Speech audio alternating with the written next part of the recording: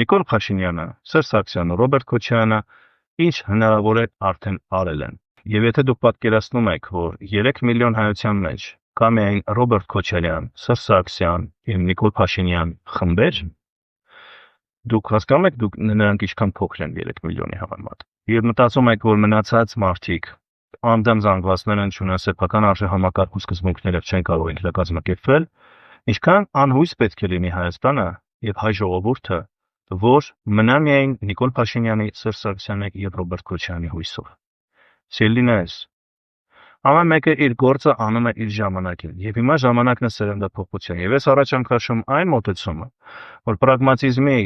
եւ առաջադիմության դիրքերից, պրոգրեսիվիզմի դիրքերից պետք է մենք մոտենանք քաղաքական եւ սոցիալ-տնտեսական խնդիրներին, դատենք բացառապես արդյունքով։ Ինչ էլ ասեն, ինչպես էլ համոզեն, միայն արդյունքով։ Դուք նրանց պետք է լսեք սառնասրտորեն, այլ ոչ թե համակրանքի, հակակրանքի, սիրո եւ ատելության դիրքերից։ Պետք է լսեք նրանց խոսքը գործի հետ ինչքանով կապված է եւ ինչ լուծումներ են տրվում ձեր կյանքի հետ կապված խնդիրներին։ Ինձ այլևս չի հետաքրքրում նախկին իշխանությունների առաջարածը, որովհետեւ դրա գնահատականը տրվել է 2018-ին, արդյունքը տեսել ենք։ Ժողովրդի մեծամասնությունը մերժել է նրանց համակարգը, նրանց լուծումները, նրանց աշխարհակարգը, որը իրենք ձևավորել էին, չնայած մերժելով նորից ընկել են, դարձել են դրա զոհը, եւ դա առանձին թեմա է, որը վերաբերում է սահմանադրական փոփոխություններին, թե ինչպես Սերժ Սարգսյանը մեր երկիրը դարձրեց ողմակային տիպի համակարգ,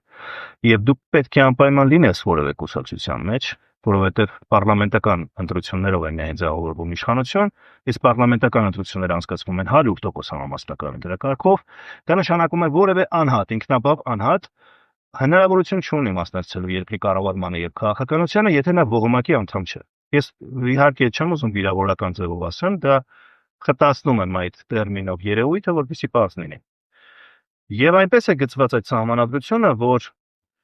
հենց դու ստացած ձայների մեծամասնություն դու դառնում ես մենատեր քո ողմակով այդ երկրի եւ չկա արգելք 2 անգամից ավելի ընտրվելու, քո ձեռքերը ազատված են, դու կարող ես բազմակի անգամ ընտրվել, տիրելով ամբողջ իշխանությանը, օրենսդիր, գործադիր եւ նույնիսկ դատական, որովհետեւ այդ ողմակները վերցրել են պետական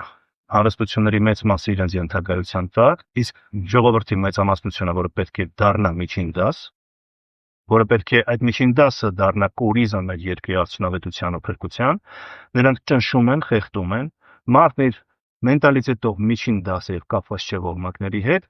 բայց ամբողջ ժողովրդին փորձում են ողմակացնել ու բաժանել այդպես ճամբարներ։ Ես ասում եմ ստոպ։ Ժողովուրդը կուսակցություն չէ,